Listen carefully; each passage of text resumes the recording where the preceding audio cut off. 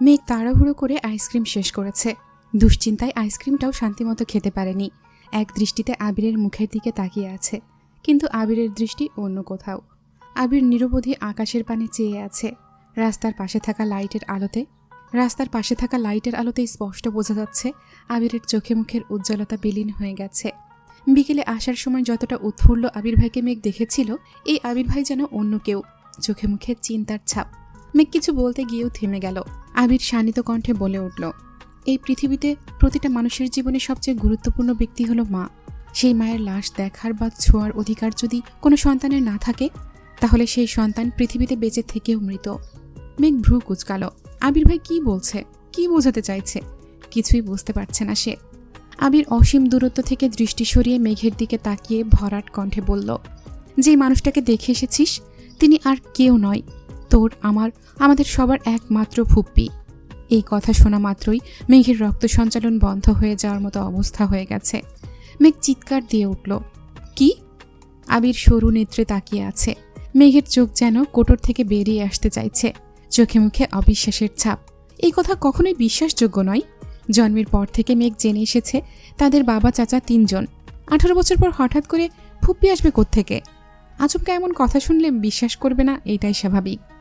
আবির গম্ভীর কণ্ঠে বলল, আমি জানি তুই বিষয়টা এত সহজে মানতে পারবি না, কিন্তু কিছু সত্য কঠিন হলেও মানতে হয়। মেঘের দম বন্ধ হয়ে আসছে। গলা শুকিয়ে কাঠ হয়ে গেছে। গলা দিয়ে কোনো কথা বের হচ্ছে না। এতক্ষণ যাবৎ কত প্রশ্নই মাথায় ঘুরছিল, এক মুহূর্তেই যেন সব প্রশ্ন উধাও হয়ে গেছে। মেঘ আতঙ্কিত কণ্ঠে শুধালো, আপনি কি আমার সাথে মজা করতেছেন? প্লিজ সত্যি করে বলুন, কে উনি? আবির কপাল কুঁচকে ভারী কণ্ঠে বলল, তোর সাথে কি আমার মজার সম্পর্ক? আর সিরিয়াস বিষয় নিয়ে আমি মজা করব কেন? ওনার নাম মাহমুদা খান আমিনা। নাম শুনে কি মনে হচ্ছে তোর? মেঘ এখনো অবিশ্বাস্য দৃষ্টিতেই চেয়ে আছে। ঢোক গিলে ভারী কণ্ঠে বলল, আপন ফুপ্পি? আবির কণ্ঠ দ্বিগুণ বাহারি করে বলল, হ্যাঁ, আলী আহমদ খান আর মোজাম্মেল খানের একমাত্র ছোট বোন এবং ইকবাল খানের একমাত্র বড় বোন। মেঘের দুই কান দিয়ে হিজাবের ওপর দিয়েই গরম বাতাস বের হতে শুরু করেছে। নিঃশ্বাস আটকে আসছে বারবার। আবির ভাই তো মজা করার মানুষ না, আর ওনার চোখ মুখ দেখে মনেও হচ্ছে না যে উনি মজা করছেন। আর বিয়েতে ওই মহিলার আচরণও বুঝিয়ে দিচ্ছিল ওনার সাথে গভীর কোনো সম্পর্ক আছে। তাহলে কি উনি সত্যি সত্যিই ফুপ্পি হন? এত বড় কথাটা কোনো দিনও শুনল না, কিন্তু কেন? মেঘ ভাবনা চিন্তা করে প্রশ্ন করল, এত বছরে কোনোদিন ওনাকে আমাদের বাসায় যেতে দেখিনি। আব্বুদের আপন বোন হলে বাসায় যান না কেন? আবির মৃদু হাসল। ভরাট কণ্ঠে বলল, ওনাকে বাসায় যেতে দেখবি কিভাবে? তোর জন্মেরও প্রায় 10 বছর আগে উনি খান বাড়ি ছেড়েছেন। 27 বছর হবে ওই বাড়িতে পা পড়েনি ওনার। মেঘ ভ্রু কুঁচকে প্রশ্ন করল, কেন, কি হয়েছিল? আবির শান্ত কণ্ঠে বলা শুরু করল, ফুপি যখন ভার্সিটিতে পড়াশোনা করত তখন ফুপির একজনের সাথে প্রেমের সম্পর্ক গড়ে ওঠে। পুরো ঘটনা আমি জানি না, তবে বাসায় বিষয়টা জানাজানি হয়ে গিয়েছিল। তখন আমার আম্মু নতুন বউ ছিল। বছরখানেক হবে আম্মুর বিয়ে হয়েছে। তোর আম্মুর তখনও বিয়েই হয়নি। এই ঘটনা জানার পর আব্বু আর চাচ্চু ফুপিকে মেরে একটা রুমে 3 মাস দরজা বন্ধ করে আটকে রেখেছিল। তখন দাদু বেঁচে ছিল, তবে অসুস্থ ছিলেন, কথাও বলতে পারতেন না। আম্মু দাদুর যত্ন করত, আবার ফুপিরও দেখাশোনা করত। ফুপি আম্মুর হাতে পায়ে ধরে অনেক কান্নাকাটি করে, কিন্তু আম্মুর কিছুই করার ছিল না। 3 মাস ফুপির ওপর 2 ভাই অত্যাচার করেছে, যেন ওই ছেলেকে ভুলে যায়। এক পর্যায়ে ফুপি খাওয়া দাওয়া বন্ধ করে দেয়। ধীরে ধীরে অনেক বেশি অসুস্থ হয়ে পড়ে। চিকিৎসা করে ফুপিকে কিছুটা সুস্থ করার পর ফুপি বাড়ি থেকে চলে গিয়েছিল। ভাইদের অত্যাচারে সেই যে বাড়ি ছেড়েছিল আর কোনোদিন বাড়িতে ঢুকতে পারেনি। বাড়ি থেকে পালিয়ে গিয়ে ফুপাকে বিয়ে করে। বছরখানেক ঢাকাতেই ছিল। চিঠির মাধ্যমে আম্মুর সাথে কয়েকবার যোগাযোগ করেছিল। ফুপি বাড়ি ছাড়ার 1 বছরের মাথায় দাদু মারা গেছেন। ভাগ্যক্রমে তখন মেজো মামা আমাদের বাসায় ছিল। ঢাকা চাকরির পরীক্ষা দিতে এসেছিল। আম্মু মেজো মামাকে ফুপির বাসার ঠিকানা দিয়ে দাদুর মৃত্যুর খবর পাঠিয়েছিল। এই কথা আব্বুরা কেউ জানত না। ফুপি ফুপা দুজনেই এসেছিল দাদুকে দেখতে। তখন আসিফ ভাইয়া ফুপির পেটে। খানবাড়ির চৌকাঠে পা রাখতেই আব্বুর চোখ পড়ে দরজায়। চিৎকার দিয়ে 1 সেকেন্ডেই দাদুর লাশ চাদর দিয়ে ঢেকে রান্নাঘর থেকে দা নিয়ে বের হয়েছিল। যদি ফুপি চৌকাঠ পার হওয়ার চেষ্টা করে তাহলে খুন করে ফেলবে। বাড়ি ভরা মানুষ থাকায় আব্বুকে আর চাচ্চুকে সবাই আটকে রেখেছিল, না হয় সেদিন খুনাখুনি হয়ে যেত। কত কত মুরব্বীরা উপস্থিত ছিল, কিন্তু আব্বুর মাথা সেদিন কেউ ঠান্ডা করতে পারেনি। দাদুর লাশ ছোঁয়া তো দূর, ফুপিকে লাশ দেখতে পর্যন্ত দেওয়া হয়নি। লাশ দাফন করে বাড়িতে পা রেখে প্রথম প্রশ্নটাই করেছিলেন, আমিনারে খবর দিছে কে? মায়ের মৃত্যুর শোকের থেকেও সেই দিন 1000 গুণ বেশি তীব্র ছিল ওনার রাগ। কোনোভাবে জানতে পারে আম্মু খবর পাঠিয়েছে। সেই দিন সেই অবস্থাতেই আম্মুকে বাড়ি থেকে বের করে দিয়েছিল। অথচ ফুপি তো ওনারই মায়ের পেটের বোন। সেই বোনকে খবর দেওয়ার শাস্তিস্বরূপ আম্মুকে 2 মাস নানা বাড়ি থাকতে হয়েছিল। একদম সংসার ভাঙার পর্যায়ে চলে গিয়েছিল। তখনকার সময় সংসার ভাঙা আম্মুর পক্ষে বা নানার বাড়ির মানুষের পক্ষে মেনে নেওয়া অসম্ভব ছিল। তারপর নানা, বড় মামা, আত্মীয় স্বজনরা অনেক বুঝিয়ে 2 মাস পরে আম্মুকে বাসায় নিয়ে এসেছে। আব্বুর শর্ত একটাই, আর কোনোদিন ফুপির সাথে যোগাযোগ করতে পারবে না। নিজের সংসার বাঁচাতে বাধ্য হয়ে সেই শর্ত মেনে নিয়েছিল আম্মু। মেজো মামা ফুপির বাসায় গিয়ে সব ঘটনা বলে এসেছিল। সেই দিন থেকে আজ পর্যন্ত ফুপির সাথে বাসার কারো যোগাযোগ নেই। মেঘ এতক্ষণ যাবৎ বিস্ময়কর দৃষ্টিতে আবিরের মুখের দিকে তাকিয়েছিল। নিজের বাড়িতে এত বড় রহস্য লুকিয়ে আছে, অথচ সে কিছুই জানে না। আবির গলা খাকারি দিয়ে গম্ভীর কণ্ঠে বলল, তুই আমায় পাষাণ হিটলার বলিস, অথচ আমার থেকেও বড় মাপের হিটলার এত বছর যাবৎ খানবাড়িতে রাজত্ব করে আসছে। যাদের কথার ওপর কারো কথা চলে না, যাদের ইচ্ছের বিরুদ্ধে কেউ কিছু করতে পারে না। ফুপি নিজের পছন্দের মানুষকে বিয়ে করার অপরাধে মায়ের লাশ পর্যন্ত দেখার অধিকারটা হারিয়েছিল। 28 বছর যাবৎ বাবার বাড়িতে পা রাখতে পারে না। কতটা নিষ্ঠুর হলে মানুষ এমন কাজ করতে পারে? মেঘ দীর্ঘশ্বাস ছেড়ে প্রশ্ন করল, আপনি ফুপিকে কিভাবে চেনেন? আবির শ্বাস ছেড়ে পুনরায় বলা শুরু করল, আমি ওনার সম্পর্কে জানতাম না। ছোটবেলায় একবার আম্মু পুরাতন জিনিসপত্র বের করছিল, তখন একটা অ্যালবাম বেরিয়েছিল। আমি অ্যালবামটা খুলে দেখেছিলাম। আম্মু আব্বুর বিয়ের ছবি থেকে শুরু করে দাদা, দাদু, চাচু সবারই ছবি ছিল মোটামুটি। যেহেতু ছোট ছিলাম, অনেক আগ্রহ নিয়েই ছবিগুলো দেখছিলাম আর সবাইকে চেনার চেষ্টা করছিলাম। হঠাৎ কয়েকটা ছবি চোখে পড়ে। ছবিগুলো দেখে চিনতে পারছিলাম না বলে আম্মুকে জিজ্ঞেস করেছিলাম। আম্মু কিছু বলার আগেই আব্বুর রুমে চলে এসেছিল। আব্বু আমার হাত থেকে অ্যালবাম নিয়ে আমায় পড়তে বসতে বলেন। আমিও চুপচাপ পড়তে চলে গিয়েছিলাম। এই বিষয়ে আর ভাবিনি। তার কয়েক বছর পর দেশ ছাড়ার আগে আম্মু আব্বুর কিছু কাগজপত্রের দরকার ছিল। আমি তখন আব্বুর ফাইলে কাগজ খুঁজছিলাম। তখন একটা ফাইল চোখে পড়ে। ওই ফাইলে সার্টিফিকেট, ছবি, আরও কিছু কাগজ ছিল। মাহমুদা খান আমিনা নামটাও আমি প্রথমবার সেখানেই দেখেছিলাম। বাবা মায়ের নামের জায়গায় দাদা দাদুর নাম লেখা ছিল। ছবিগুলো দেখে ছোটবেলার অ্যালবামে দেখা ছবিগুলোর কথা মনে হয়ে যায়। আমি সেখান থেকে একটা ছবি নিয়ে গিয়েছিলাম। আম্মুকে একবার জিজ্ঞেসও করেছিলাম, কিন্তু আম্মু বলেছে আম্মু কিছু জানে না, আর এই বিষয়ে যেন কোনো দিন কাউকে কিছু জিজ্ঞেস না করি। তখন কিছুদিন আমার মাথায় বিষয়টা ঘুরছিল। পরে ভেবেছি হয়তো মারা গেছে, তাই আম্মু জানে না বা জিজ্ঞেস করতে না করেছেন। বিষয়টা সেখানেই ভুলে গিয়েছিলাম। কিন্তু ছবিটা যে আমার কাগজপত্রের সাথে চলে গিয়েছিল এটা আমি জানতাম না। ওইখানে গিয়ে ছবিটা দেখে ফেলতেও ইচ্ছে করছিল না, তাই আব্বু আম্মুর ছবির সঙ্গে রেখে দিয়েছিলাম। তবে কোনোদিন এই বিষয় নিয়ে ভাবিনি। কথাগুলো শেষ করে আবির একটু থামল।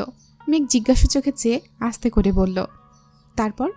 গত বছরের শেষের দিকে জান্নাত আর আসিফ ভাইয়াকে নিয়ে একটু ঝামেলা হয়েছিল। তখন রাকিব আমাকে আসিফ ভাইয়ার ফেসবুক আইডি পাঠায়।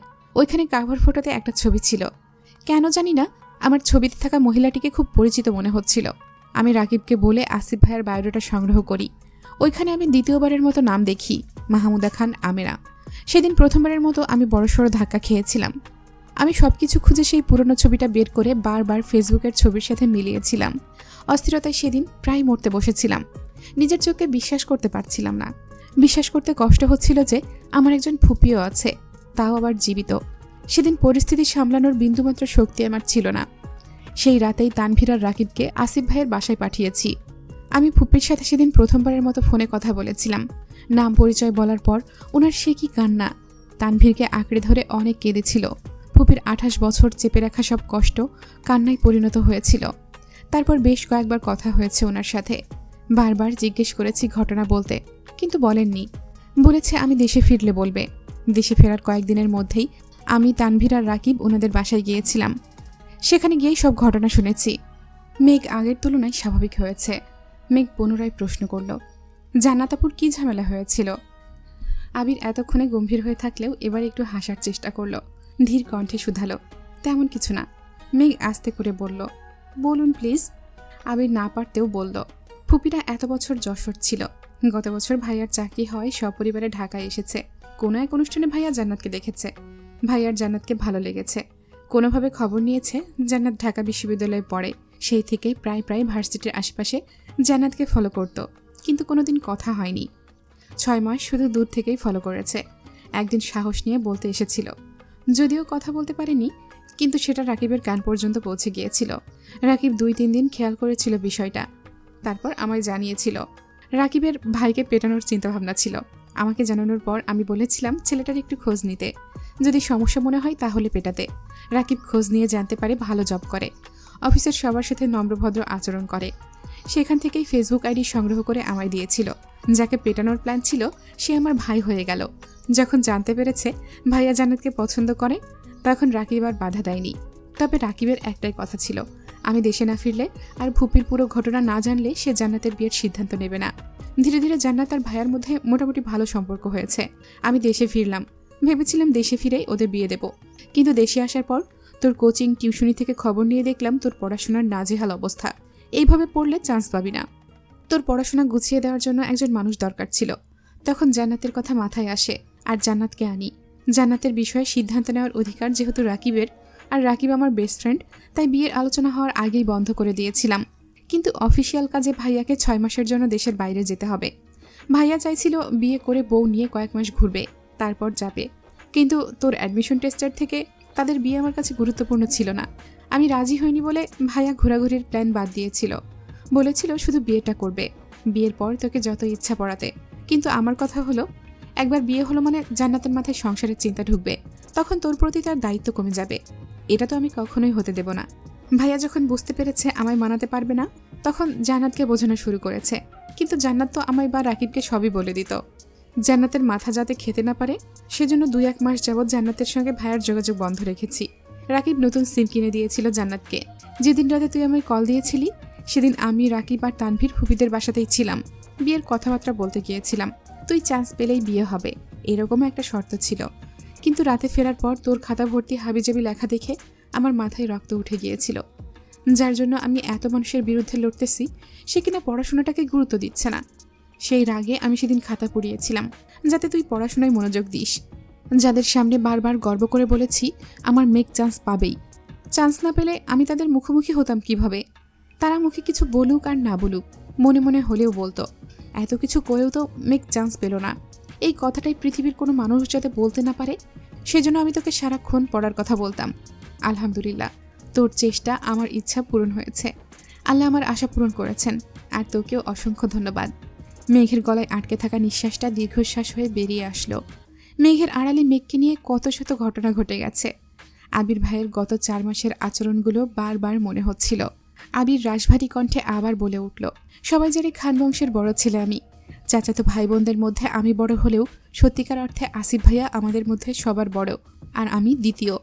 পরিস্থিতি মোকাবেলা করতে বা আমি সফল হতে পারবো কিনা জানি না, তবে আমি আমার জায়গা থেকে সর্বোচ্চ চেষ্টা করব ফুপির সাথে আমাদের বাসার সম্পর্ক ঠিকঠাক করার। আবির একটু থেমে আবার বলল, জানিস মেঘ, এই দুজন মানুষের জন্য আমাদের বাড়ির প্রতিটা মানুষ ভেতর থেকে দুমড়ে মুচড়ে ভেঙে গেছে। তাদের রাগ আর অনাদেয় কর্মকাণ্ডের ফল ভোগ করতে হয় বাকি সদস্যদের। ফুপির মতো কাকামণিরও জীবনের সুখ শান্তি কেড়ে নিয়েছে এই মানুষগুলো। কাকামণি ঠান্ডা মেজাজের মানুষ হয়, আর শুধুমাত্র ভাই বলে হয়তো এখনও সম্পর্ক টিকে আছে। না হয় ফুপির মতো অবস্থা কাকামণিরও হতো। কাকামণি সবার সামনে প্রাণোচ্ছল থাকে ঠিকই, কিন্তু ওনার ভেতরটাই সবচেয়ে বেশি বিধ্বস্ত। ফুপি তো তবুও ভালোবাসার মানুষকে পেয়েছে, কাকামণি তো তাও পেল না। মেঘের মস্তিষ্ক জুড়ে বিচরণ করছে লক্ষাধিক প্রশ্ন, কিন্তু সেই সব প্রশ্নের উত্তরে শুধু বাবা চাচার নামই উঠে আসবে। কাকামণির জীবনের ইতিহাস শোনার ইচ্ছে নেই, তাই এই বিষয়ে প্রশ্ন করল না। নিজের আব্বু আর বড় আব্বু এতটা পাষাণ, এটা ভাবতেই মেঘের কষ্ট হচ্ছে। মেঘ বিভোর হয়ে স্মৃতি মনে করায় ব্যস্ত। আবির ভাই ফেরার পর থেকে যা যা ঘটেছে সব মনে করার চেষ্টা করছে। হঠাৎ মাথায় আসলো, আবির ভাই যে বারবার বাবা চাচার মুখের উপর কথা বলেন, ওনারা যদি আবির ভাইকে... এতটুকু ভেবেই মেঘ থেমে গেল।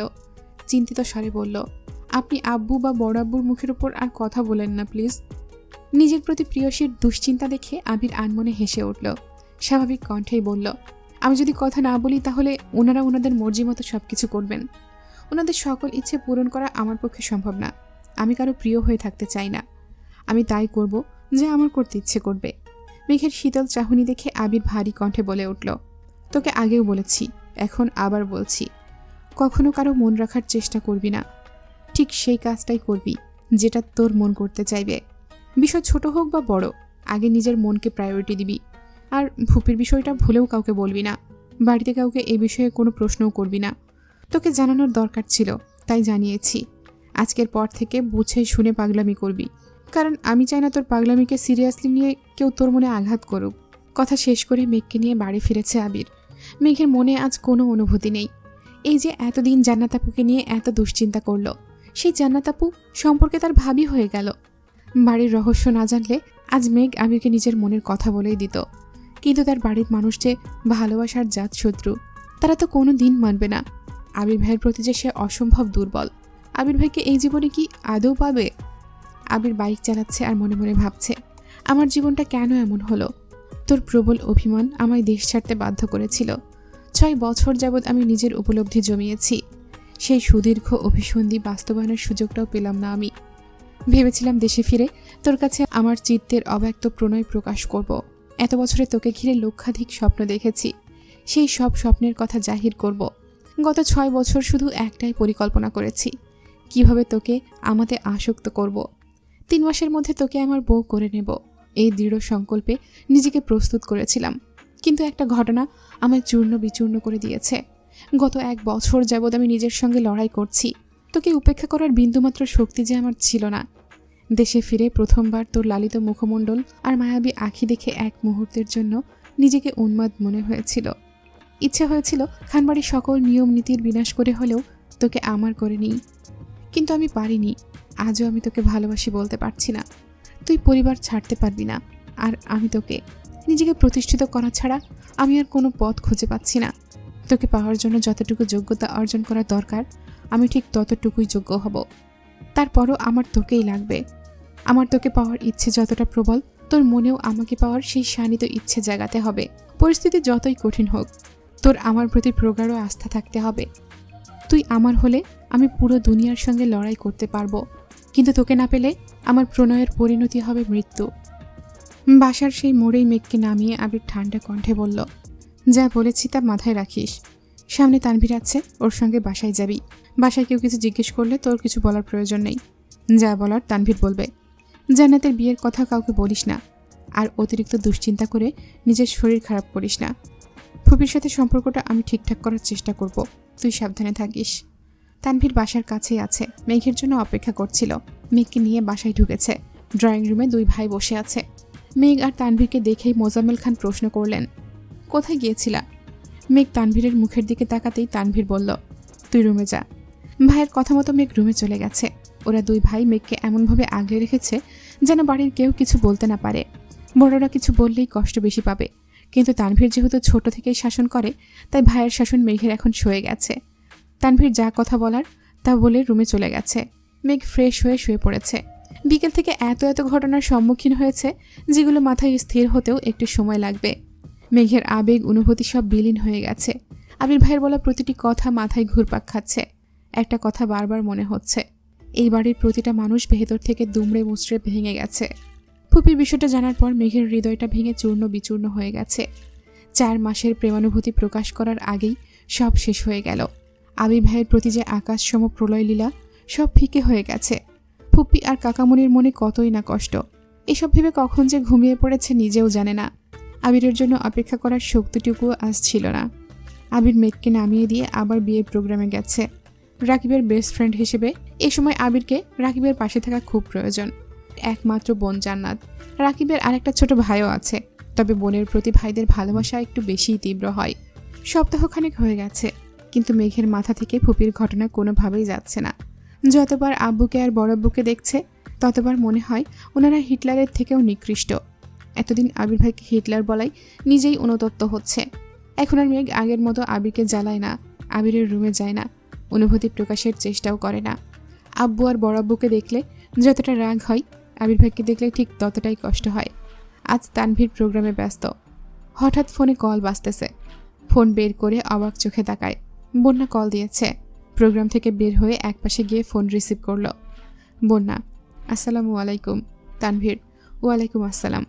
ভাইয়া, আপনি কি বাসায় আছেন? ভাইয়া রাখতে কতবার না করেছি না তোমায়? সরি, আর ভাইয়া বলবো না। মেঘের কি কিছু হয়েছে? আমি কল দিলে রিসিভ করে না, হঠাৎ রিসিভ করলেও ঠিকমতো কথা বলে না। বনু একটু মানসিক চাপে আছে, কিছুদিনের মধ্যেই ঠিক হয়ে যাবে। কি হয়েছে? বন্যা মনে মনে ভাবছে, আল্লাহ জানে আবির ভাইকে নিয়ে কোনো ঝামেলাই হলো কিনা। তানভীর বলে উঠল, তেমন কিছু না। তোমার কি খুব দরকার? কিছু বলার থাকলে আমায় বলতে পারো। আমি বনুকে জানিয়ে দেব। বন্যা আমতা আমতা করে বলল, ওই রকম কিছু না, কথা হইতেছে না তাই চিন্তা হচ্ছিল, এজন্যই আপনাকে কল দিলাম। তানভীর ঠান্ডা কণ্ঠে শুধালো, আর কোনো কারণ নেই? বন্যা আস্তে করে বলল, না মানে আছে। তানভীর ধীর কণ্ঠে বলল, বলো।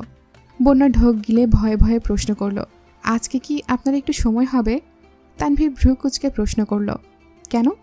বন্যা একটু থেমে বলল, আপনার সাথে কি দেখা করা যাবে? আপনি মেঘকে নিয়ে আসলে ভালো হতো, যদি আপনার সময় হয় আর কি।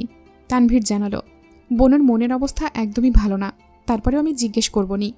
বনু না আসলে আমি কি আসতে পারবো, নাকি দেখা করতে হলে বনুকে নিয়েই আসতে হবে? বন্যা কিছু বলছে না দেখে তানভীর আবার বলল, আমি বিকেলে কল দিব তোমায়, এখন রাখছি। তানভীর ফোন রেখে আবিরকে কল দিল। আবিরের কড়া নিষেধ, মেঘকে এখন কোথাও নেওয়া যাবে না। মেঘের মন মেঘকেই ঠিক করতে হবে।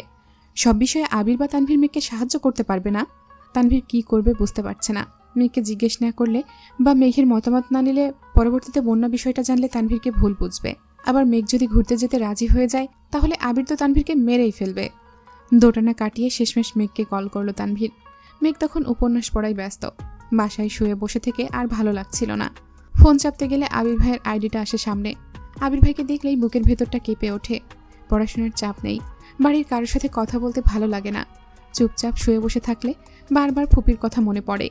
এই সব কিছু কাটাতেই আবির ভাইয়ের দেওয়া উপন্যাসগুলো পড়া শুরু করেছিল। বেশিরভাগ সময় উপন্যাস পড়ে, আর উপন্যাস পড়ার আরেকটা অন্যতম কারণ হলো নিজেকে সবার থেকে আড়াল করে রাখা। তানভীর 2-3 বার জিজ্ঞেস করেছে ঘুরতে যাবে কিনা, কিন্তু মেঘের ঘুরতে যাওয়ার কোনো ইচ্ছে নেই। বোন রাজি না হওয়াতে তানভীরের জন্য ভালোই হয়েছে, আবিরের কাছে বকা খেতে হয়নি।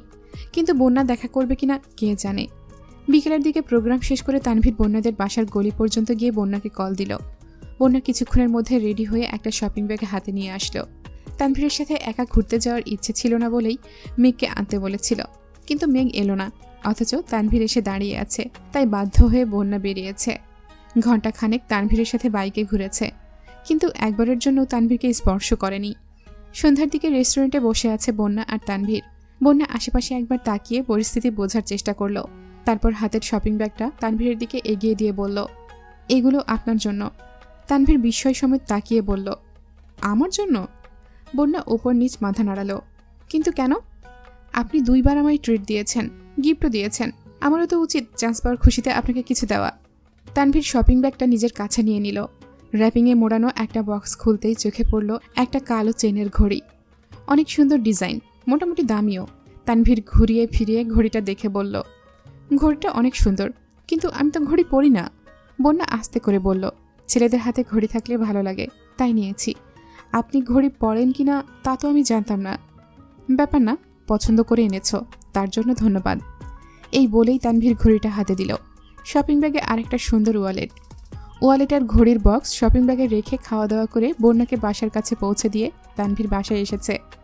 আবির ড্রয়িং রুমে বসে কফি খাচ্ছে। তানভীরের হাতে ঘড়ি দেখেই কপাল কুঁচকে ঠাট্টার স্বরে বলল, কারোর জন্য কেউ একজন তার ইচ্ছের বিরুদ্ধে কত কাজই না করছে। অবশ্য এসব দেখতে ভালোই লাগছে। তানভীর ঘড়ি পরা হাতটা নিজের পেছনে লুকিয়ে মন খারাপ করে বলল, মজা করছো? আবির সশব্দে হেসে উঠল। তানভীর গাল ফুলিয়ে সিঁড়ি দিয়ে উঠছে। আবির সোফায় বসে এদিক সেদিক তাকিয়ে হেসেই যাচ্ছে। বেশ কিছুদিন কেটে গেল। খাবার টেবিলে দেখা হয় মেঘ আবিরের। মেঘ 2-1 বার আবির ভাইয়ের দিকে তাকায়, চোখাচোখি হলেই চোখ নামিয়ে নেয় মেঘ। আবির সকালে খেয়ে অফিসে চলে যায়। মিম আর আদিও স্কুলে যায়। মেঘ বাসায় একা একা থাকে। প্রতিদিন বিকেলের ছাদে যায়, গাছগুলোর দেখাশোনা করে। বাকি সারাদিন আবির ভাইয়ের দেওয়া উপন্যাসের বই পড়ে। 2টা উপন্যাস শেষ করে ফেলেছে ইতিমধ্যেই। 3য় উপন্যাসটা যতই পড়ছে মেঘের মনের ভেতর প্রেমানুভূতি ততই সক্রিয় হতে শুরু করেছে। ফিকে হয়ে যাওয়া অনুভূতিটা আবারও জাগ্রত হচ্ছে। আবির ভাইয়ের প্রতি ধারালো ভালোবাসার টানে 28 বছরের গত হয়ে যাওয়া ইতিহাসকে পেছনে ফেলে নতুন করে স্বপ্ন দেখতে শুরু করেছে। হয়তো আবির ভাইকে পাওয়ার স্বপ্ন পূরণ হবে, নয়তো সারা জীবন আবির ভাইকে একতরফা ভালোবেসে যাবে। তবুও মুখ লুকিয়ে আবির ভাইকে এড়িয়ে চলবে না। রাত 11টার দিকে মেঘের 3য় উপন্যাস পড়া শেষ হয়েছে। সেই থেকে আবির ভাইয়ের জন্য অপেক্ষা করছে। গত কিছুদিন যাবৎ আবির ভাইয়ের বাড়িতে আসা যাওয়াতে মেঘের বিশেষ কোনো নজর ছিল না। বাইকের শব্দ শুনেও বেলকনিতে যেতে ইচ্ছে হয়নি তার। আজ এতদিন পর মেঘ আবির ভাইয়ের জন্য বেলকনিতে দাঁড়িয়েছে, অপেক্ষা করছে। অথচ আবির ভাই ফিরছেই না। আবির ইদানিং অফিস থেকে সন্ধ্যায় বাসায় ফিরে ঘণ্টাখানেক পর বের হয়। ফিরতে ফিরতে রাত 12টা বেজে যায়। যেহেতু মেঘ আবিরের সাথে কথা বলে না, আবিরের জন্য অপেক্ষা করে না, তাই আবিরও নিজের মতোই চলাচল করে। 12টার দিকে আবির বাসায় ফিরেছে। আবিরকে দেখেই মেঘ বেলকুনি থেকে মিষ্টি করে হাসল। এতদিন পর আজ মেঘের মুখে একটু হাসি ফুটেছে। আবির বাইক থেকে সেই দৃশ্য দেখলো কিনা কে জানে। আবির নিজের রুমে ফ্রেশ হতে চলে গেছে। মেঘ চুপি চুপি ড্রয়িং রুমে আসছে। এত রাতে কেউ সজাগ নেই। টেবিলের ওপর আবিরের জন্য খাবার ঢেকে রাখা হয়েছে। মেঘ খাবারগুলো দেখছে। এর মধ্যেই আবির নিচে নামলো। মেঘের থেকে কয়েক পা পেছনে দাঁড়িয়ে ডাকলো, কি করছিস সেখানে? আবিরের কণ্ঠ শুনে আটকে উঠে ঘাড় ঘুরিয়ে তাকালো মেঘ। মেঘ আবিরের চোখাচোখি হতেই আবির একটানা 2বার ভ্রু নাচালো। মেঘ নিঃশব্দে হেসে উঠল। দীর্ঘ প্রতীক্ষার পর প্রেয়সীর মুখের হাসি দেখে আবিরের মন এক মুহূর্তেই শান্ত হয়ে গেছে। আবির চোখ বন্ধ করে দীর্ঘশ্বাস ছেড়ে নিজেকে সুস্থির করার চেষ্টা করল। মেঘ মাথা নিচু করে বলল, আপনি এগুলো দিয়ে খাবেন কিভাবে? আপনাকে একটা ডিম ভেজে দিই? মেঘের এমন কথায় আবির চোখ মেলে তাকালো। ভারী কণ্ঠে জবাব দিল, কোনো প্রয়োজন নেই, আমি খেতে পারবো। আবির ভারী কণ্ঠে বললেও মেঘের সেসবে মাথা ব্যথা নেই, কারণ তার মাথায় উপন্যাসের প্রেমালাপ ঘুরপাক খাচ্ছে। সে আবার বলল, আপনি তো বলেছিলেন পরীক্ষার পর রান্নাঘরে যেতে পারবো। পরীক্ষা তো শেষ, এখনো কি যেতে পারবো না? আবির স্বাভাবিক কণ্ঠে প্রশ্ন করল, তোর কি ডিম ভাজা খেতে ইচ্ছে করছে? আমি করে নিয়ে আসবো? মেঘ ডানে বামে মাথা নেড়ে বলল, আমি ভাজবো। আবির গম্ভীর কণ্ঠে শুধালো, তুই ডিম ভাজতে পারিস? মেঘ দাঁত কেলিয়ে হেসে বলল, আম্মুর ডিম ভাজার সময় দেখেছি আমি। আবির পুনরায় বলল, তোর ভাজতে হবে না, তুই বস, আমি ডিম ভেজে নিয়ে আসছি। মেঘ শক্ত কণ্ঠে বলল, না, আমি আনবো। আবির ধমক দিতে গিয়েও থেমে গেল। মেয়েটা এতদিন পর আবিরের সঙ্গে কথা বলতে আসছে। ধমক দিলে মনে কষ্ট পাবে, তাই ধমক দিতেও পারছে না। আবার ডিম ভাজতে পাঠাতে সাহসও পাচ্ছে না। আবির 2 পা এগিয়ে থমকে দাঁড়ালো। সেখান থেকে ঘুরে চেয়ার টেনে বসলো। পকেট থেকে ফোন বের করে কিছু একটা চেক করছিল। একবার রান্নাঘরে তাকাচ্ছে, একবার ফোনে। 2বার ডেকেছে, তুই কি পারবি নাকি আমি আসবো? মেঘ 2বার উচ্চস্বরে বলেছে, পারবো। কিন্তু আবিরের কলিজা কাঁপছে। প্রথমবার মেঘ রান্না করতে গেছে, পেঁয়াজ কাটতে গিয়ে যদি হাত কেটে ফেলে। কয়েকবার রান্নাঘরে দেখে যেই না ফোনের দিকে মনোযোগ দিয়েছে, কয়েক সেকেন্ডের মধ্যে মেঘ চিৎকার দিয়ে উঠেছে। মেঘের চিৎকারের শব্দে আবিরের হৃদয় কেঁপে উঠেছে। সহসা ফোন ফেলে ছুটে যায় রান্নাঘরে। গরম তেল ছিটকে পড়েছে মেঘের হাতে পায়ে। এত রাতে বাসার মানুষ সজাগ হলে ঝামেলা হবে ভেবে চিৎকার দিয়েই নিজের মুখ চেপে ধরেছে। ফ্লোরে পড়ে ফুপিয়ে ফুপিয়ে কাঁদছে মেঘ। আবির চুলা বন্ধ করে ঝড়ের বেগে টুথপেস্ট নিয়ে আসছে। হাঁটু গেড়ে বসে আলতো করে হাতে আর পায়ে পেস্ট লাগিয়ে দিচ্ছে। কয়েক মুহূর্তের মধ্যেই আবিরের শরীর ঘেমে একাকার অবস্থা। রক্তাভ চোখ দুটো মেঘের হাতে পায়ে নিবদ্ধ। বুকের ভেতরের হৃৎপিণ্ডটা অবিরাম কাঁপছে। মেঘের হাতে পায়ে পেস্ট লাগিয়ে ফু দিচ্ছে। মেঘ কেঁদেই যাচ্ছে, তবে এই ক্রন্দন শব্দহীন। আবির ভ্রু কুঁচকে নিজের ভেতরে থাকা সমস্তটুকু আক্রোশ কণ্ঠে ঢেলে দাঁতে দাঁত চেপে বলল, আমায় না জ্বালালে কি তোর শান্তি হয় না? আবির ভাইয়ের রাগান্বিত কণ্ঠ শুনে মেঘ জলসিক্ত চোখে আবিরের মুখের পানে তাকায়। চোখ পড়ে রক্তাভ 2টি চোখে। এই চোখে অসহায়ত্ব স্পষ্ট প্রতীয়মান হচ্ছে। আবিরের নিঃশ্বাসের মাত্রা তীব্র। কপালে বিদ্যমান ঘামের বিন্দুগুলো চিকচিক করছে। আচমকা আবির মেঘকে কোলে তুলে নেয়। অমনি মেঘের চক্ষু চড়ক গাছ। এক মুহূর্তেই কান্না থেমে গেছে। অবাক চোখে তাকিয়ে আছে আবিরের মুখের পানে। আবির কোনো দিকে না তাকিয়ে মেঘকে নিয়ে সোফায় বসিয়ে ঠান্ডা কণ্ঠে শুধালো, এখনও জ্বলতেছে? মেঘ এপাশ ওপাশ মাথা নেড়ে না করল। আবির মেঘের হাতে পায়ে ফু দিতে দিতে হঠাৎ অত্যন্ত নমনীয় স্বরে বলে উঠল, কথা বললে কেন কথা শুনিস না? তেলটা যদি আরেকটু বেশি পড়তো তখন কি হতো বলতো? মেঘ অপলক দৃষ্টিতে আবিরের দিকে তাকিয়ে আছে। আবির ভাইয়ের বলা কথাটা মেঘের কলিজায় লেগেছে। আবির ভাইয়ের এত কোমল কণ্ঠ কোনো দিন শোনেনি সে।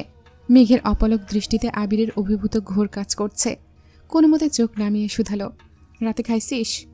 মেঘ আস্তে করে বলল, না। আবিরের মেজাজ খারাপ হলো। কপাল কুঁচকে মেঘের দিকে তাকিয়ে প্রশ্ন করল, এত রাত হয়ে গেছে, খাসনি কেন? মেঘ যে উপন্যাস পড়তে পড়তে 11টা বাজিয়ে ফেলেছে, তারপর থেকে আবির ভাইয়ের অপেক্ষাতেই বসে আছে। এই কথাটা আবির ভাইকে কিভাবে বলবে সে? মেঘের হাত আর পায়ের দিকে আরেকবার দেখে ঠান্ডা কণ্ঠে আবির বলল, এখানে চুপচাপ বসে থাক, আসছি আমি। কিছুক্ষণের মধ্যে আবির আরেকটা ডিম ভেজে ভাত নিয়ে এসেছে। মেঘ নির্বাক চোখে চেয়ে আছে। হৃৎপিণ্ডের ধুকপুকানি শুরু হয়ে যাচ্ছে। আবির ভাই খাবার নিয়ে এসেছে। আবির ভাই কি খাইয়ে দেবেন? এইসব ভেবে অস্থির হয়ে যাচ্ছে। জ্বরের ঘরে প্রথমবার মেঘকে আবিরের খাইয়ে দেওয়ার অনুভূতিটা ঠিকমতো বুঝতে না পারলেও আজ সে অনুভব করতে পারছে। খুব যত্ন সহকারে মেঘকে খাইয়ে দিচ্ছে আবির। পানির গ্লাসটাতে পর্যন্ত ছুতে দিচ্ছে না। খাওয়া শেষে মেঘের হাত আর পা পরিষ্কার করে ফ্রিজ থেকে দই বের করে দিয়েছে। এর মধ্যে কম করে হলেও 100 বার প্রশ্ন করে ফেলেছে, জ্বলছে কিনা, ব্যথা করছে কিনা। মেঘের থেকেও আবির যেন কয়েক গুণ বেশি দুশ্চিন্তায় আছে। আবিরের আতঙ্কিত কণ্ঠস্বর শুনে মেঘ বারবার অবাক চোখে তাকাচ্ছে। আবির ভাইয়ের এই আচরণ কি ভাইয়ের প্রতি বোনের ভালোবাসা, নাকি অন্য কিছু? অন্য কিছু ভেবেও বারবার আটকে যাচ্ছে। মনে পড়ে যাচ্ছে ফুপিকে নিয়ে আবির ভাইয়ের বলা কথাগুলো। মেঘকে কোলে নিয়ে রুম পর্যন্ত দিয়ে এসেছে। 3 দিন হয়ে গেছে। মেঘের হাতে পায়ে তেল পড়েছে। ভাগ্য ভালো ছিল বলে মেঘের হাতে ফোসকা পড়েনি, তবে দাগ হয়ে আছে। এই দাগ মুছতে বেশ কিছুদিন লাগবে। সময় চলমান। মেঘ আর বন্যা দুজনই ঢাকা বিশ্ববিদ্যালয়ের উদ্ভিদ বিজ্ঞান বিভাগে ভর্তি হয়েছে। ক্লাসও শুরু হয়ে গেছে। মায়া ঢাকা বিশ্ববিদ্যালয়ে চান্স পেয়েও ভর্তি হয়নি। তার পছন্দ মতো জগন্নাথ বিশ্ববিদ্যালয়ে ভর্তি হয়েছে। পাখি এখনও ভর্তি হয়নি। বন্যা আর মেঘের নতুন 3 জন বান্ধবী হয়েছে, লিজা, সাদিয়া আর মিষ্টি। আরও 2 জন ছেলে বন্ধু হয়েছে, মিনহাজ আর তামিম। মিনহাজের সাথে বন্ধুত্বটা খুব অদ্ভুতভাবেই হয়েছে। প্রথম দিন মেঘ আর বন্যা আশপাশ দেখতে দেখতে ডিপার্টমেন্টে হাঁটছিল। এক ছেলে একটা রুম থেকে দৌড়ে বের হচ্ছিল।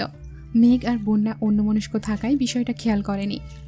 ছেলেটা কাছাকাছি আসতেই মেঘ দ্রুত সরতে গিয়ে হাতে ব্যথা পেয়েছিল।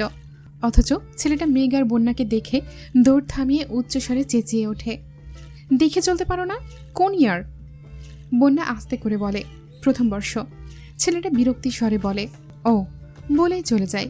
বন্যা আর মেঘ দুজনেই আহম্মকের মতো চেয়ে থাকে। ছেলেটার হাবভাবে মনে হচ্ছিল সিনিয়র কোনো ভাইয়া। তারপর যখন দেখলো এই ছেলেটা ওদের সাথেই পড়ে, তখন 2 বান্ধবী তেলে বেগুনে জ্বলে উঠেছিল। এরপর থেকে ছেলে বেশ কয়েকবার বন্যা আর মেঘের সঙ্গে কথা বলতে আসছে। প্রথম দিনের দুষ্টুমির জন্য প্রতিদিন কম করে হলেও 10 বার করে মাপ চায়। বন্যা আর মেঘকে এখন আপু বলে ডাকে। সেই মিনহাজের সাথে ভর্তির দিন থেকে তামিমের পরিচয়। আস্তে আস্তে ভালো বন্ধুত্ব হয়ে গেছে। মিনহাজের মাধ্যমে বন্যা আর মেঘের সঙ্গেও তামিমের খুব ভালো বন্ধুত্ব হয়ে গেছে। আজ শুক্রবার। বাড়িতে মিম, আদি আর মেঘের হইচই চলছে। আবির সকাল সকাল উঠে নাস্তা করে বেশ খানিকটা সময় ধরে ভাই বোনদের দুষ্টুমি দেখেছে। দুপুরের পরপর আবিরের বড় মামা আসছে। ওনার বড় মেয়ে মাইশাকে ছেলের পক্ষ দেখতে আসবে, তাই উনি সবাইকে দাওয়াত দিতে এসেছেন। যদি পছন্দ হয় তাহলে বিয়ের দিন তারিখ ঠিক করে যাবে। আলী আহমদ খান স্বাভাবিক কণ্ঠেই বললেন, আমি এখন যেতে পারবো না, আপনি বরং আবিরের মাকে নিয়ে যান। বিয়ে ঠিক হোক, বিয়ের সময় যাব ইনশাল্লাহ। বড় মামা আবিরের দিকে তাকাতেই আবির বলে উঠল, বড় মামা, আমায় যেতে বলো না প্লিজ, আমার অনেক কাজ আছে। তুমি আসছো যেহেতু আম্মুকে আজই নিয়ে যাও, এতে কোনো সমস্যা নেই, তবুও আমায় যেতে বলো না। বড় মামা একটু রেগেই বললেন, এখন তোদের সমস্যা শুনছি, কিন্তু বিয়ের সময় আমি কারো কোনো সমস্যা শুনতে চাই না। আমার মেয়ের বিয়েতে সবাইকে উপস্থিত থাকতে হবে। আবির ঠান্ডা স্বরে বলল, যদি চাও সবাই মাইশা আপুর বিয়েতে উপস্থিত থাকুক, তাহলে আগামী মাসের মাঝামাঝিতে তারিখ দিও, বাকিটা তোমাদের ইচ্ছে। এই বলেই আবির চলে গেছে। আগামী মাসে মিম আদির বার্ষিক পরীক্ষা শেষ হবে, তারপর বিয়ে হলে সবাই যেতে পারবে। এই জন্যই আবির বিয়ের তারিখ আগামী মাসের মাঝামাঝি দিতে বলেছে। কয়েকদিন পর সকালবেলায় খাবার টেবিলে সবাই একসাথে খাবার খাচ্ছিল। আলী আহমদ খান হঠাৎ করেই বলে উঠলেন, আবির, তোর কি কিছুদিন সময় হবে? আবির বাবার দিকে তাকিয়ে প্রশ্ন করল, কেন? আলী আহমদ খান বললেন, তোকে রাজশাহীতে যেতে হতো। আবির ভাই রাজশাহী যাবে শুনেই মেঘ আটকে ওঠে। ঘুম থেকে উঠে আর রাতে ঘুমাতে যাওয়ার পূর্বে আবির ভাইকে দেখা মেঘের নিত্যদিনের অভ্যাসে পরিণত হয়ে গেছে। আবির ভাইকে রাজশাহী যেতে হবে শুনে অষ্টদশীর মন সহসাই খারাপ হয়ে গেছে।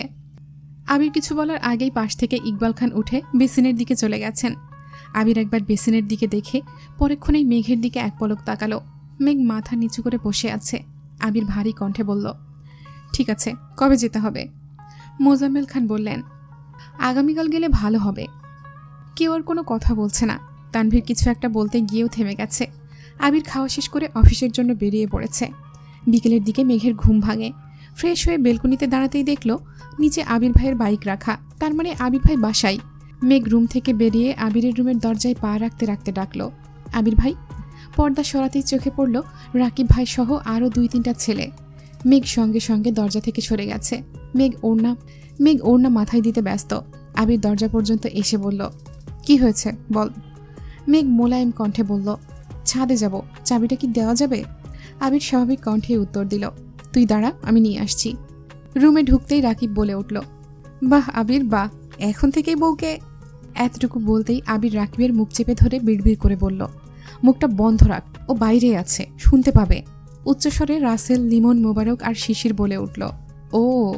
আবির রাকিবকে ছেড়ে ছাদের চাবি মেঘকে দিয়ে গম্ভীর কণ্ঠে বলল, 1 ঘন্টার মধ্যে নিচে আসবি। মেঘ আচ্ছা বলে যেতে নিয়ে আবার থমকে দাঁড়ালো। আবির তখনও দরজায় দাঁড়িয়ে আছে। মেঘকে দাঁড়াতে দেখে প্রশ্ন করল, আবার কি হলো? মেঘ আস্তে করে বলল, রাকিব ভাইয়া বাসায় আছে, ভালো মন্দ খবর নেওয়া দরকার না? আবির কপাল কুঁচকে তাকালো, ধীর স্থির কণ্ঠে বলল, এখানে রাকিব ছাড়া আরও কয়েকজন আছে, সবার সাথে কথা বলার আপাতত কোনো প্রয়োজন নেই। আর তোর পক্ষ থেকে আমি রাকিবের খবর নিবনি, এখন যা। ঘরে ঢুকতেই সবাই একসাথে বলে উঠল, এখনই এই অবস্থা আবির? আবির বিরক্তির স্বরে বলল, কি অবস্থা? এখনই ও বলে সম্বোধন করিস? বিয়ের পর কি বলবি? আবির ঠাট্টার স্বরে বলল, ওগো, হ্যাগো, জান, কলিজা, ফুসফুস, ময়না, টিয়া, টুনটুনি, কত কিছুই আছে। শিশির বলে উঠল, ফাজলামু বাদ দিয়ে বিয়েটা তাড়াতাড়ি কর, আমরা তোর প্রণয়ের শুভ পরিণতি দেখতে চাই। আবিরের মুখের হাসি মুহূর্তেই গায়েব হয়ে গেছে। ধপ করে বিছানার পাশে বসে গুরুভার কণ্ঠে বলল, যদি পারতাম সেই কবেই ওরে আমার রানী বানিয়ে ফেলতাম, পারছি না তো। রাসেল স্বাভাবিক কণ্ঠেই বলল, সেসব বাদ দে, তোর এখন রাজশাহী যাওয়ার কি দরকার বলতো? এই সপ্তাহে আমাদের মিটিং হওয়ার কথা ছিল, তুই চলে গেলে কিভাবে হবে? আবির বলল, আমায় যেতে হবে, মিটিং পরে করব। লিমন সচেতন কণ্ঠে শুধালো, তোর ইকবাল চাচুকে পাঠালেই তো হয়, এমনিতেও উনিই তো বেশিরভাগ দায়িত্ব সামলান। আবির ভারী কণ্ঠে বলল, উনি সিলেট আর চট্টগ্রামের সব দায়িত্ব সামলান, ওনার রাজশাহী যাওয়া বারণ। কেন? লিমন প্রশ্ন করল। আবির বলা শুরু করল, অনেক বছর আগের ঘটনা, যখন রাজশাহীতে প্রথমবার কোম্পানির কাজ শুরু হয়েছিল, তখন বেশ কয়েক বছর কাকামণি রাজশাহীতেই ছিলেন। ওইখানে যেই বাসাতে ছিলেন, ওই বাসার মালিকের মেয়েকে কাকামণির ভালো লাগতে শুরু করে। মালিকের মেয়েরও কাকামণিকে ভালো লাগে। ধীরে ধীরে ওনাদের মধ্যে প্রেমের সম্পর্ক গড়ে ওঠে। কিছুদিনের মধ্যে মালিকের পরিবার পুরো বিষয়টা জানতে পারে। তাদের দিক থেকে আপত্তি ছিল না, বিয়েও করিয়ে দিতে চেয়েছিল, কিন্তু কাকামণি চেয়েছিল পরিবার নিয়ে গিয়ে বউ উঠিয়ে আনবে। সে যে রাজশাহী থেকে বাসায় এসেছিল, আব্বু আর চাচুকে ওই দিনের পর থেকে রাজশাহীতে পা দিতে দেয়নি। বিয়ে তো করতেই পারেনি, রাজশাহী পর্যন্ত যেতেও পারে না। জোর করে আব্বু নিজের পছন্দে কুমিল্লা থেকে কাকিয়াকে বিয়ে করে আনিয়েছে। মনের বিরুদ্ধে গিয়েও সংসারে মনোযোগ দিতে হয়েছিল। সংসারে মনোযোগ আনার পেছনে পুরো ক্রেডিটটাই কাকিয়ার। উনি অনেক ভালো মানুষ, উনি কাকামণির পাশে বন্ধুর মতো ছিলেন। এখন পর্যন্ত রাজশাহীর বেশিরভাগ কাজ চাচ্চু করেন, এই প্রথম আমি যাব। শিশির দীর্ঘশ্বাস ছেড়ে বলল, তোর কি হবে রে আবির? আবির মুচকি হেসে উত্তর দিল, সিদ্ধান্ত কবেই নিয়ে নিয়েছি, মেঘকে পেলে বাঁচব, আর না হয়। রাসেল প্রশ্ন করল, তোর বাবা আর চাচার সমস্যা কি? আবির দীর্ঘশ্বাস ছেড়ে বলল, সমাজ। ওনারা সমাজের চোখে ভালো থাকতে আপন মানুষদের মনকে 1000 বার খুন করতে পারে। অফিসিয়াল কিছু বিষয় নিয়ে বেশ কিছুক্ষণ আলোচনা চলল। এর মধ্যে মেঘ এসে চাবি দিয়ে গেছে। সন্ধ্যার দিকে রাকিবরা চলে গিয়েছে। রাকিবদের গেট পর্যন্ত এগিয়ে দিয়ে ফেরার পথে মেঘের দরজার সামনে আবির দাঁড়িয়ে পড়ল। দরজা ধাক্কা দিতেই চোখ পড়ল মেঘ টেবিলের ওপর মাথা নিচু করে বসে আছে। আবির মোলায়েম কণ্ঠে বলল, আসবো? মেঘ মাথা তুলে ঘাড় ঘুরিয়ে তাকিয়েছে। অশ্রুসিক্ত লোচনে তাকালো। অমনি গাল বেয়ে নোনা জল গড়িয়ে পড়তে শুরু করলো। আবিরকে দেখে মেঘ আবার মাথা নিচু করে ফেলেছে। আবির এগিয়ে এসে মেঘের পাশে দাঁড়িয়ে প্রশ্ন করল, চা খাবি নাকি কফি? এমন প্রশ্ন শুনে পুনরায় মেঘ তুলে আবিরের মুখের দিকে তাকালো মেঘ। এই যে সে কান্না করছে, কই একটু সান্ত্বনা দেবে তা না। মেঘ মনে মনে ভাবছে, কখন কি বলতে হয় এই বেটা কিচ্ছুই জানে না। মেঘের বৃহৎ অক্ষিযুগল আবিরের চোখে নিবদ্ধ। গাল বেয়ে এখনো নোনা জল গড়িয়ে পড়ছে। আবিরের ওষ্ঠদ্বয় কিছুটা প্রশস্ত হলো। কণ্ঠ খাদে নামিয়ে বলল, এই যে কান্না করছিস, একটু পরেই তো মাথা ব্যথা শুরু হবে। তুই নিজের চিন্তা নাই করতে পারিস, আমার তো করতে হবে। মেঘ অশ্রুসিক্ত চোখে তাকিয়ে প্রশ্ন করল, আপনার চিন্তা করতে হবে কেন?